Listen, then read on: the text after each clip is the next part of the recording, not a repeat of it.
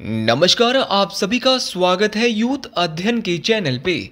देखिए एक बार फिर से मैं आप सभी के बीच एसपी टीजीटी कमीशन 2025 के लिए मॉडर्न हिस्ट्री का एक नया विषय कर्नाटक की प्रथम, द्वितीय और तृतीय युद्ध लेके आ चुका हूं। इस विषय को हम बहुत ही डिटेल से देखने वाले हैं, इसीलिए शुरू से लेकर अंत तक आप हमारे इस विषय में जरूर बने रहे। तो सबसे पहले बात करते हैं कर्नाटक युद्ध की। ठीक है, कर्नाटक के जो युद्ध हुए थे वो 3 युद्ध हुए थे। इन युद्धों को अंग्रेजी में कर्नाटिक वॉर के नाम से या कर्नेटिक वॉर के नाम से भी जाना जाता है। तो फर्स्ट कर्नेटिक वॉर जो हुआ था वो 1746 से 1748 के बीच हुआ था। हर एक चीज़ को बहुत डिटेल से जानेंगे।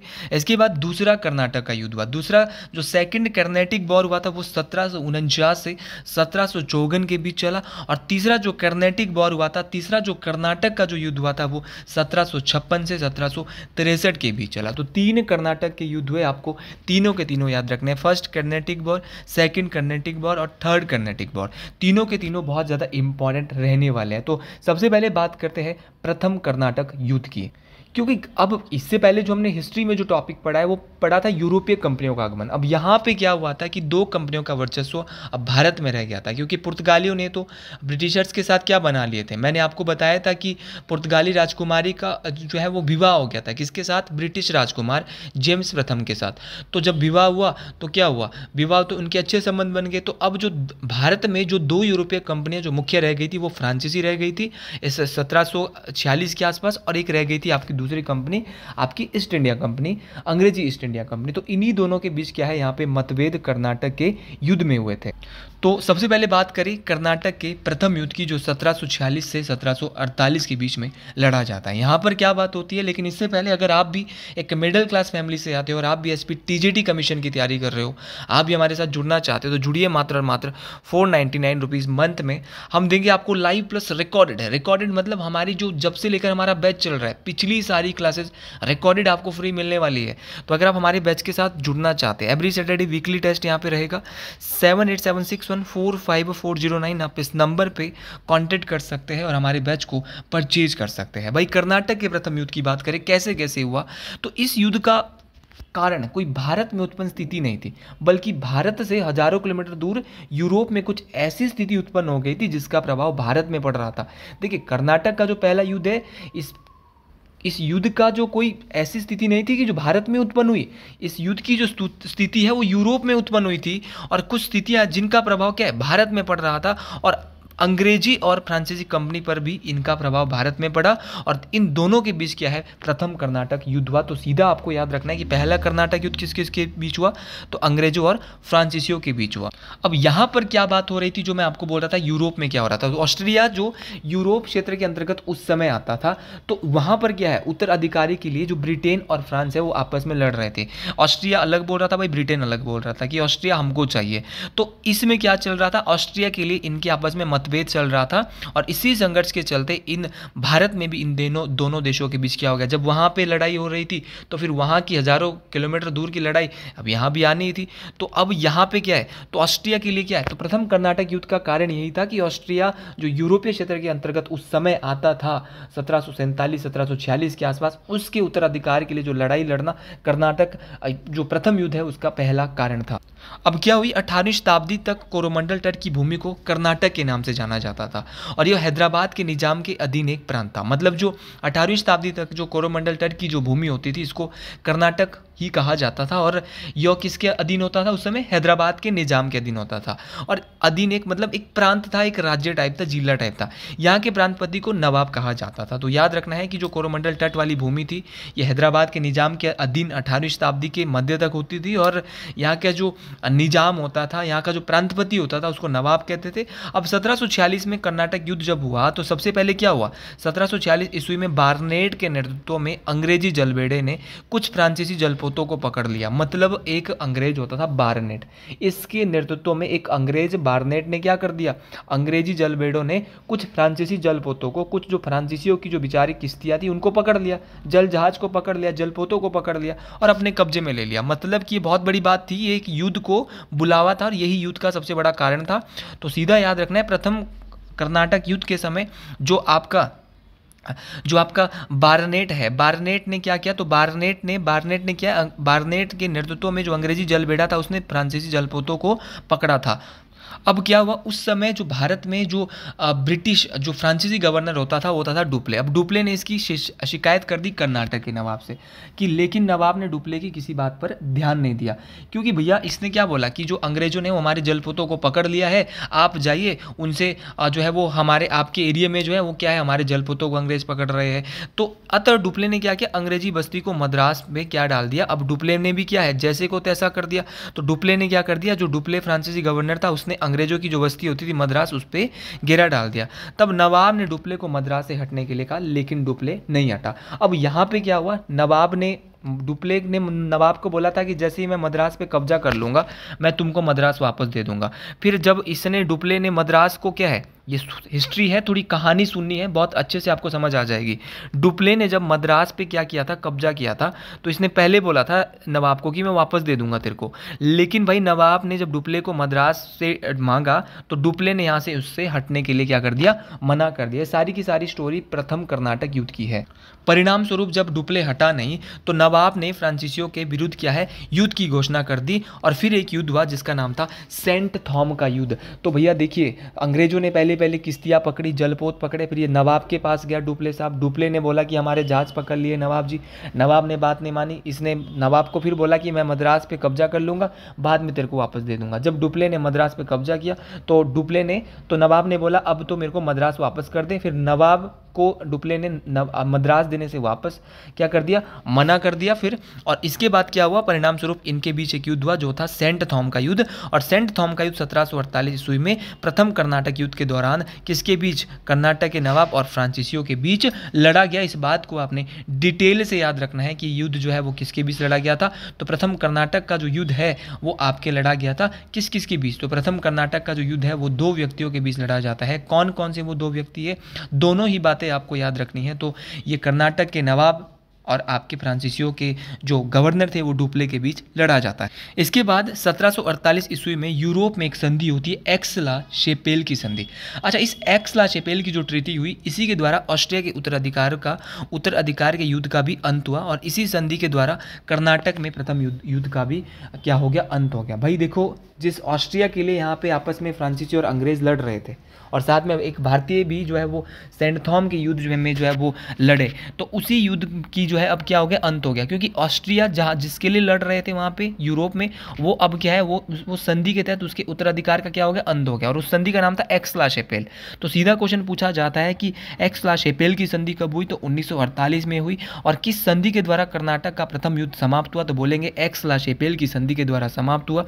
और याद रखना है, इस संधि द्वारा प्रथम कर्नाटक युद्ध का अंत हो गया। और इसी संधि की शर्तों के तहत मद्रास को अंग्रेजों को वापस सौंप दिया गया। और बदले में फ्रांसीसी ने उत्तरी अमेरिका के जो कुछ क्षेत्र वहां पे उनसे हड़प रखे थे वो उनको अंग्रेजों को वापस दे दिए। तो एक्स-ला शेपेल की संधि के तहत प्रथम कर्नाटक युद्ध का क्या हो गया, अंत हो गया। शुरुआत कैसे हुई, सबसे पहले जलपोतों को पकड़ा। जलपोतों को पकड़ने के बाद जो है वो डुप्ले नवाब के पास शिकायत करने गया। नवाब के पास शिकायत करने गया तो नवाब ने बात नहीं मानी। नवाब ने बात नहीं मानी तो उसने जो है अंग्रेजों की बस्ती मद्रास पे कब्जा कर लिया। फिर नवाब ने बोला कि मद्रास को अब वापस दे दे। फिर डुप्ले ने मद्रास को देने से मना कर दिया। और नवाब, कर्नाटक के नवाब और प्रथम जो कर्नाटक युद्ध के दौरान है, कर्नाटक के नवाब और इसका फ्रांसीसी गवर्नर डुप्ले के बीच युद्ध हो जाता है, जिसमें कर्नाटक के नवाब की हार होती है और डुप्ले की जीत होती है। तब जाके इनको पता भी चलता है कि जो ये यूरोपियन जो कंपनीज है वो बहुत ज़्यादा शक्तिशाली भी है।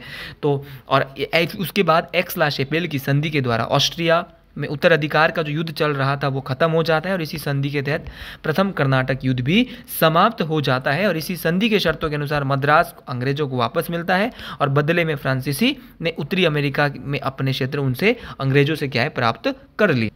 इसके बाद होता है द्वितीय कर्नाटक युद्ध, जो 1748 से 1754 के बीच लड़ा जाता है। यहाँ पे बहुत सारे सिनेरियो हुए थे। क्या सिनेरियो हुए थे, आइए मेरे साथ विद मैप में आपको समझाता हूँ। इसके बाद जो कर्नाटक का दूसरा युद्ध होता है, इस युद्ध में क्या होता है, इस युद्ध में जो है यहाँ पे आपको याद रखना है कि चार यहाँ पे राजा हैदराबाद और कर्नाटक में राजा के लिए लड़ाई लड़ी जाती है। यहाँ पे होता क्या है आपको डिटेल से समझना है। तो यहाँ पे सबसे पहले देखिए कभी भी जब किसी भी राजा की मृत्यु हो जाती है तो या तो उसका उत्तराधिकारी वहाँ का राजा बनता है या फिर उसके रिश्तेदार आपस में जो है वो राजा बनने के लिए लड़ाई लड़ते हैं। तो यहाँ पे क्या होता है कि दो हैदराबाद में दो व्यक्ति खड़े हुए, नासिर जंग और मुजफ्फर जंग, और कर्नाटक से दो थे, अनवरुद्दीन और चंदा साहब। अब कर्नाटक से निजाम पद के लिए दो व्यक्ति खड़े थे और हैदराबाद से भी दो व्यक्ति खड़े थे। जो तो थे फ्रांसीसी गवर्नर डुप्ले, वो सपोर्ट कर रहे थे हैदराबाद से मुजफ्फर जंग का, और आपका जो आपका कर्नाटक है वहाँ से कर रहे थे आपका चंदा साहब का। और उसी प्रकार ब्रिटिश गवर्नर ने किसका कर दिया, हैदराबाद से नासिरगंज का कर दिया, और आपका कर्नाटक से किसका कर दिया, अनवरुद्दीन का। भाई आपको पता होना चाहिए, डिटेल से याद होना चाहिए कि कैसे कैसे सपोर्ट किया। भाई हैदराबाद से फ्रांसीसी गवर्नर डुप्ले चाहता था कि हैदराबाद से मुजफ्फर जंग बने और आपका जो कर्नाटक से वो चंदा साहब बने। उसी प्रकार जो ब्रिटिश गवर्नर लॉर्ड क्लाइव जो है वो चाहता था कि भाई देख, अनवरुद्दीन बनना चाहिए कहाँ का, अनवरुद्दीन बनना चाहिए कर्नाटक का, और नासिर जंग बनना चाहिए हैदराबाद का। तो इन दोनों के बीच आपस में क्या था, मतभेद था। और दूसरे कर्नाटक युद्ध का जो दूसरा सबसे बड़ा कारण था वो था इन दोनों कंपनियों के बीच क्या, इन दोनों कंपनियों के बीच एक राजनीतिक हस्तक्षेप। ये क्या कर रहे थे, अब युद्ध तो भारत के हो रहे थे और ये दोनों क्या है, बीच में जो है राजनीतिक हस्तक्षेप कर रहे, इसको राजा बनाओ उसको राजा बनाओ। तो हैदराबाद और कर्नाटक इन दोनों क्षेत्रों में उत्तराधिकारी के लिए संघर्ष हुआ। अंग्रेजों और फ्रांसीसी कंपनी ने अपने अपने हितों को देखते हुए अलग अलग पक्ष का समर्थन दिया और फिर दोनों पक्षों के बीच क्या हो गया, युद्ध हो गया। कैसे युद्ध हो गया, आइए डिटेल से जानते हैं इसके बारे में एक एक बात को। सबसे पहले यहाँ पे क्या होता है कि हैदराबाद के यहाँ पे निजाम होते हैं, हैदराबाद के निजाम थे आसफ जाह की मृत्यु हो जाती है 1748 में। तो आसफ जाह की मृत्यु होने के बाद वो क्या बोलता है कि मेरा पुत्र, तो निजाम, तो याद रखना आसफ जाह की मृत्यु के बाद जो है वो कौन बनता है, तो आसफ जाह की मृत्यु होने से यहाँ के उत्तराधिकारी के लिए संघर्ष प्राप्त जो है वो होता है। तो यहाँ पे जो राजा बनाया जाता है वो उसके पुत्र, इनका जो पुत्र था निजाम उल मुल्क, उसकी मृत्यु के बाद इनका पुत्र जाओ नासिर जंग, इसको क्या बोला, यहाँ का राजा बना दिया जाए। लेकिन इसी समय क्या है, उसका भांजा होता है, इनका भांजा होता है मुजफ्फर जंग। ये करता है भाई जिद की मेरे को भी क्या बनना है, राजा बनना है। एक बार दोबारा से स्टोरी को आप सुन लीजिएगा। सबसे पहले हैदराबाद में जो नासिर जंग था, नासिर जंग का जो पिता थे निजाम उल मुल्क, इनकी हो जाती है मृत्यु। इनकी मृत्यु होने के बाद इनका पुत्र नासिर जंग को हैदराबाद का राजा बनाया जाता है। लेकिन इनका भांजा उसी समय दावेदारी ठोक देता है कि मैं भी यहाँ का राजा बनने वाला हूँ। तो इसी समय से क्या हुआ, इसी समय भाई देखो ये जो चंदा साहब है इनको भी रिहा कर दिया, किसने, मराठों ने रिहा कर दिया। तो इन्होंने क्या कर दी, कर्नाटक से अपनी डिमांड कर दी कि भैया मैं तो कहाँ से राजा बनने वाला हूँ, कर्नाटक का राजा बनने वाला हूँ। तो अब क्या हुआ, तो इसी समय सर्वप्रथम क्या है, डुप्ले ने निजाम पद के लिए मुजफ्फर जंग को और नवाब पद के लिए चंदा साहब का साथ दिया। इस बात को आपने डिटेल से याद रखना है। और यहाँ पे क्या हुआ, अब डुप्ले ने साथ दिया निजाम पद के लिए मुजफ्फर जंग का और नवाब पद के लिए चंदा साहब का। लेकिन यहाँ पे एक सिनेरियो होता है कि मुजफ्फर जंग, चंदा साहब और डुप्ले की संयुक्त सेना, अब तीनों इकट्ठे मिल जाते हैं। हैदराबाद से मुजफ्फर जंग आ जाता है, आपका चंदा साहब आपका कर्नाटक से आ जाता है, और डुप्ले की संयुक्त सेना ने किस पे अटैक कर दिया भैया, इन्होंने हराना था किसको, जो हैदराबाद का निजाम जो बना था नासिर जंग, 1749 ईस्वी में कर्नाटक पर आक्रमण करके अंबूर की लड़ाई में अनवरुद्दीन को क्या कर दिया, पराजित कर दिया। तो सबसे पहले तो इन तीनों ने क्या किया, मुजफ्फर जंग और चंदा साहब और आपका फ्रांसीसी गवर्नर डुप्ले, इन तीनों ने 1749 में मिलकर क्या किया, कर्नाटक के एक राजा जो उस समय अनवरुद्दीन जो होते थे उनको हरा दिया। उन पे क्या कर दिया भाई, अटैक कर दिया। तीनों लोग मिलकर कैसे कर दिया, मैं आपको मैप से बताता हूँ। ये तीनों इकट्ठे हो गए, मुजफ्फर जंग इकट्ठा हो गया, चंदा साहब और आपका फ्रांसीसी गवर्नर डुप्ले, भाई तीनों ने इस पे अटैक कर दिया। क्योंकि ये तीनों सोच रहे थे अगर हम तीनों साथ होंगे तो इस व्यक्ति को हम आराम से हरा सकते हैं। तो अनवरुद्दीन को सबसे पहले इन्होंने अंबूर की जो लड़ाई थी, अंबूर की लड़ाई में पराजित कर दिया। और अंबूर की लड़ाई में पराजित करने के बाद इनका पुत्र आता है मोहम्मद अली, जो है वो बेचारा वो यहाँ से भाग जाता है। तो याद रखना है, अनवरुद्दीन का पुत्र और उसका उत्तराधिकारी मोहम्मद अली ने भागकर त्रिचनापल्ली के दुर्ग में जो है वो शरण ली। ये बात आपको डिटेल से याद रखना है। अब देखो यहाँ पे फ्रांसीसियों का प्रभाव तो बढ़ गया, क्योंकि डुप्ले, चंदा साहब और मुजफ्फर जंग ने अनवरुद्दीन को अंबूर की लड़ाई में हराया। तो सीधा क्वेश्चन पूछा जाता है अंबूर की लड़ाई कब हुई, तो 1749 ईस्वी में अंबूर की लड़ाई हुई। और दूसरी बात, फ्रांसीसियों का अब प्रभाव भारत में बढ़ रहा था और फ्रांसीसी के प्रभाव को बढ़ता हुआ देखकर अंग्रेज भी अब शांत नहीं रहे। उन्होंने निजाम पद के लिए नासिर जंग और कर्नाटक के नवाब पद के लिए उन्होंने भी किया है, ताल ठोक दी कि भैया ऐसी बात है कि तो जो क्लाइव साहब थे उन्होंने सीधा सीधा बोला कि निजाम पद के लिए अब हैदराबाद से हम नासिर जंग को खड़ा कर रहे हैं और नवाब पद के लिए मोहम्मद अली को खड़ा कर रहे हैं। और ये सबसे बड़ा कारण था इनके राजनीतिक हस्तक्षेप का। देखो शुरुआत किसने की थी? शुरुआत की थी फ्रांसीसी गवर्नर डुप्ले, चंदा साहब और मुजफ्फर जंग ने अनवरुद्दीन पर जो आपकी अंबूर की लड़ाई 1749 में की थी, वहां से शुरुआत हो चुकी थी। अब ये क्यों चुप रहते? तो फ्रांसीसी का प्रभाव अब बढ़ रहा था। तो 1750 ईस्वी में नासिर जंग अंग्रेजों के सहयोग से कर्नाटक पर आक्रमण किया। तो अब नासिर जंग ने भी क्या कर दिया? अंग्रेजों का साथ ले लिया और उसने क्या कर दिया? कर्नाटक पर आक्रमण कर दिया और जो त्रिगुट मित्र शक्तियों को पराजित, त्रिगुट मित्र बोले चंदा साहब, आपका मुजफ्फर जंग और फ्रांसीसी गवर्नर की जो त्रिगुट मित्र शक्ति है उसको पराजित किया। लेकिन इसी समय नासिर जंग की सेना ने विद्रोह कर दिया और इसी विद्रोह में नासिर जंग की हत्या कर दी गई और इसका लाभ उठाकर फ्रांसीसियों ने डुप्ले मुजफ्फर जंग को हैदराबाद का निजाम घोषित कर दिया। यहाँ पे क्या बात हुई? यहाँ पे बात ये हुई कि अब देखो नासिर जंग भी चला संयुक्त सेना अंग्रेजों को लेके और उसने क्या कर दिया? त्रिगुट मित्र जो 3 लोग थे, चंदा साहब, मुजफ्फर जंग और फ्रांसीसी गवर्नर डुप्ले, इनकी जो टीम थी, इस टीम पे हमला किया। तो इसी समय नासिर जंग सेना का क्या है? सेना ने क्या कर दिया? विद्रोह कर दिया और इसी विद्रोह में नासिर जंग बेचारा मार दिया गया। और इसका लाभ उठाकर फ्रांसीसियों जो गवर्नर डुप्ले था, इसने मुजफ्फर जंग को हैदराबाद का क्या है? राजा घोषित कर दिया। और 1752 में क्लाइव के नेतृत्व में अकाट पर आक्रमण किया और चंदा साहब के पुत्र राजा साहब की जो नेतृत्व वाली सेना है। अब क्लाइव भी चुप रहने वाला नहीं था। तो 1752 में क्या हुआ? तो 1752 में रॉबर्ट क्लाइव, जो लॉर्ड क्लाइव था, उसके नेतृत्व पे क्या कर दिया? इन्होंने भी क्या कर दिया? अकाट पे नेतृत्व कर दिया, आक्रमण किया अंग्रेजों ने और चंदा साहब के पुत्र राजा साहब की नेतृत्व वाली सेना को पराजित कर दिया। तो चंदा साहब का बेटा था राजा साहब की नेता कहाँ पे अधिकार था? अकाट पर। तो उसको राजा साहब के बेटे को जैसे ही हराया तो यह खबर सुनकर अब चंदा साहब बेचारा डर गया कि बेटा तो मेरा मारा गया, अंग्रेजों के क्लाइव के जो अकाट पे आक्रमण किया उसमें मारा गया। तो ये भाग गया और भागकर कहाँ चला गया? त्रिचनापल्ली चला गया। तो याद रखना है कि 1752 में क्लाइव ने कहाँ पर आक्रमण किया था? अकाट पर जब आक्रमण किया कर्नाटक के द्वितीय विश्व युद्ध के दौरान, कर्नाटक के द्वितीय युद्ध के दौरान। तो कर्नाटक के द्वितीय युद्ध के दौरान वो चंदा साहब कहाँ चले गए? तो त्रिचनापल्ली भाग गए, जहाँ पर उसकी तंजौर के राजा ने क्या है? हत्या कर दी। थोड़ा सा मुश्किल है मॉडर्न हिस्ट्री को समझना, लेकिन उतना भी मुश्किल नहीं कि समझ नहीं पाओ। तो 1752 में क्लाइव के नेतृत्व में अकाट पे क्लाइव ने आक्रमण कर दिया। अकाट पे उस समय शासन था चंदा साहब के बेटे का, जिसका नाम था राजा साहब। राजा साहब वहाँ पे मारा जाता तो चंदा साहब डर के मारे त्रिचनापल्ली भाग जाता है, जहाँ पर उसकी हत्या कर दी जाती है किसके? तंजौर के राजा के द्वारा। 1754 में फ्रांसीसी सरकार को डुप्ले ने वापस बुला लिया कि भाई देख, तूने बहुत ज़्यादा आक्रमण भारत में करवा दिए हैं, राजनीतिक हस्तक्षेप करवा दिया है भारत में, और डुप्ले को वापस बुला लिया और उसके स्थान पर गोदेहो का भारत का गवर्नर भेजा। तो डुप्ले को, फ्रांसीसी गवर्नर डुप्ले को कब जो है वो वापस बुलाया गया? तो फ्रांसीसी गवर्नर डुप्ले को 1754 में वापस बुलाया गया और उसके जगह भारत का गवर्नर जिसको गोदेहो को बनाया गया। और गोदेहो के आते ही जो है इस युद्ध की, कर्नाटक के दूसरे युद्ध की समाप्ति की गई। और इस युद्ध की समाप्ति 1755 ईस्वी में पौंडीचेरी की संधि, जैसे पहली जो है एक्सला-शेपेल की संधि के तहत कर्नाटक का पहला युद्ध समाप्त हुआ, तो कर्नाटक का जो दूसरा युद्ध है वो आपकी पौंडीचेरी की संधि के द्वारा समाप्त हुआ। ये बात मोस्ट इंपॉर्टेंट है। और पौंडीचेरी की संधि के द्वारा दोनों कंपनियों ने भारतीय नरेशों के झगड़े में हस्तक्षेप न करने का वादा किया कि भारत के जो नरेश होंगे, इनके बीच जो लड़ाई होगी उनके बीच हम हस्तक्षेप नहीं करेंगे। कैसे कैसे हुआ एक बार दोबारा देख लेते हैं। सबसे पहले भाई यहाँ पे टीम बन गई, सीधी सीधी टीम बन गई कि फ्रांसीसी गवर्नर डुप्ले था चंदा साहब के साथ, मुजफ्फर जंग के साथ। अब नासिर जंग के साथ था आपका ब्रिटिश गवर्नर लॉर्ड क्लाइव और अनवरुद्दीन, मतलब दो तीम बन गई भाई, तीन की टीम बन गई है ना। अंग्रेजों ने हैदराबाद से नासिर जंग को बोल दिया और कर्नाटक से अनवरुद्दीन को बोल दिया। फिर मुजफ्फर जंग, फ्रांसीसी गवर्नर जो डुप्ले था, वो यहाँ पे हैदराबाद से मुजफ्फर जंग को बनाना चाहता था, यहाँ से चंदा साहब को बनाना चाहता था। अब यहाँ पे क्या हुआ कि नासिर जंग के पिता की मृत्यु हो जाती है, तो नासिर जंग को निजाम बनाया जाता है।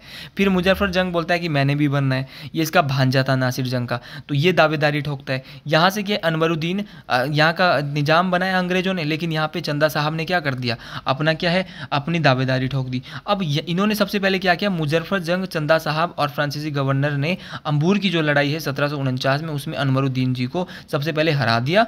और उसके बाद क्या है, अब अंग्रेज भी कहाँ चुप बैठने वाले थे, अंग्रेज भाई लोगों ने भी क्या किया। अब जब अंग्रेजों को लगा कि फ्रांसीसी का प्रभाव बढ़ रहा है, तो उन्होंने नासिर जंग के सहयोग से क्या कर दिया, कर्नाटक में मोहम्मद अली को जो है, वो कर्नाटक का जो नवाब होता था, मोहम्मद अली को क्या है, मोहम्मद अली को यहाँ पे जो अनवरुद्दीन का जो बेटा था मोहम्मद अली, इसको सपोर्ट किया कि हम तेरे साथ है। और नासिर जंग ने अंग्रेजों के सहयोग से 1750 ईस्वी में कर्नाटक पर क्या कर दिया, युद्ध कर दिया। और भैया त्रिकुट मित्र शक्तियाँ, जो 3 मित्र शक्तियाँ थी, इनको पराजित तो किया, लेकिन नासिर जंग इस सेना ने क्या कर दिया, विद्रोह कर दिया और नासिर जंग बेचारा मारा गया। तो यहाँ पर भी फ्रांसीसियों का प्रभाव बढ़ गया। अब 1752 में अब चंदा साहब पर जो है क्लाइव क्या करते हैं, आक्रमण करते हैं इसके बेटे पर। इसका बेटा उस समय अकाट का राजा होता था, और अकाट का राजा होने के कारण क्या है, वो यहाँ पे मारा जाता है। और फिर चंदा साहब त्रिचनापल्ली भाग जाते हैं और यहीं पर इनकी भी हत्या कर दी जाती है। इसके बाद पढ़ेंगे कर्नाटक का। फिर डुप्ले को वापस बुलाया, गोदेव को भारत का गवर्नर, और फिर गोदेहो पोंडिचेरी की संधि के द्वारा द्वितीय कर्नाटक युद्ध की क्या हो जाती है, समाप्ति हो जाती है। अब हुआ था तृतीय कर्नाटक। भाई तीसरा कर्नाटक युद्ध आपका 1756 ईस्वी में ऑस्ट्रिया और प्रशा के बीच सप्तवर्षीय युद्ध जो प्रारंभ हुआ था। इस युद्ध में एक बार फिर अंग्रेज और फ्रांसीसियों का युद्ध हुआ। देखो, ऑस्ट्रिया और प्रशा के बीच 7 सप्तवर्षीय युद्ध एक चल रहा था, और इस युद्ध का कारण फिर से भारत में जो है वो कर्नाटक का तीसरा युद्ध बन गया। 1756 में दोनों कंपनियों ने की बस्तियों पर आक्रमण प्रारंभ कर दिए। फ्रांसीसियों ने अंग्रेजों पे किया, अंग्रेजों ने फ्रांसीसियों पे किए। लेकिन वास्तविक युद्ध की शुरुआत तब हुई जब 1758 में फ्रांसीसी सरकार ने काउंट डी लेली को कमांडर इन चीफ बनाकर भारत भेजा। तो काउंट डी लेली किस कर्नाटक युद्ध के दौरान भारत आए थे, तो याद रखना 1758 का जो 1758 में जो फ्रांसीसी सरकार ने जो है वो युद्ध हो रहा था, 1758 में फ्रांसीसी सरकार ने किसको भेजा, काउंट डी लेली को क्या है, कमांडर इन चीफ बनाकर जो है वो भारत भेजा। ये बात आपको याद रखनी है। इस युद्ध का जो सबसे महत्वपूर्ण कारक था वो 1760 में वांडीवाश का युद्ध था, और जो आयरकूट के नेतृत्व वाली अंग्रेजी सेना, तो सीधा आपको याद रखना है, और काउंट डी लेली की नेतृत्व वाली फ्रांसीसी सेना के बीच लड़ा गया था। तो इस युद्ध का जो सबसे बड़ा कारण था, कौन सा युद्ध, आपका वांडीवाश का युद्ध। ये आयरकूट की नेतृत्व वाली अंग्रेजी सेना और काउंट डी लेली की नेतृत्व वाली जो फ्रांसीसी सेना है, इनके बीच लड़ा गया था। इस बात को आपने डिटेल से याद रखना है। तो आपका वांडीवाश का युद्ध एक तीसरे कर्नाटक युद्ध का सबसे महत्वपूर्ण कारण था। ये वांडीवाश का जो युद्ध है वो 1760 में आपका जो आयरकूट के नेतृत्व वाली अंग्रेजी सेना और काउंट डी लेली की नेतृत्व वाली फ्रांसीसी सेना के बीच लड़ा जा रहा था। अब इस युद्ध में अंग्रेज क्या है, जीत जाते हैं। भाई अंग्रेज इस युद्ध में जीत गए, और इसके बाद पौंडीचेरी सहित लगभग सभी फ्रांसीसी बस्तियों में क्या हो गया, अंत हो गया। देखो, ये तीसरा जो कर्नाटक युद्ध था, इसी युद्ध के तहत अंग्रेज जीत जाते हैं। और 1763 पेरिस की संधि के द्वारा सप्तवर्षीय युद्ध जो है वो ऑस्ट्रिया और प्रशा के बीच समाप्त हो जाता है। और इसी आपका सप्तवर्षीय युद्ध जो हुआ था, इसी पेरिस की संधि के द्वारा तीसरा कर्नाटक का युद्ध भी भारत में क्या हो गया, समाप्त हो गया। इस बात को आपने याद रखना है। लेकिन इस युद्ध के बाद फ्रांस का वर्चस्व जो है वो भारत से वो है वो ख़त्म हो गया था, और यह भी तय हो गया था कि अब अंग्रेज कंपनी ही भारत में पूर्णतः अपनी प्रधानता बनाएगी, और फ्रांसीसी बहुत थोड़े ही क्षेत्रों में सीमित कर रह गए थे, जैसे पौंडीचेरी, माहे, कारिकल आदि। क्योंकि फ्रांसीसी तो अब हार गए थे भाई, उनको तो बुरी तरह हरा दिया था। तो आज के लिए इतना ही। बहुत बेहतरीन तरीके से ये वीडियो हमने बनाने का प्रयास किया था। थोड़ा कहानी को समझाना मुश्किल था, लेकिन आप अगर समझ गए होंगे तो सभी को हर हर महादेव। वीडियो अच्छी लगी हो तो कमेंट बॉक्स में जरूर लिखिए। हर हर महादेव। जय हिंद, जय हिमाचल प्रदेश।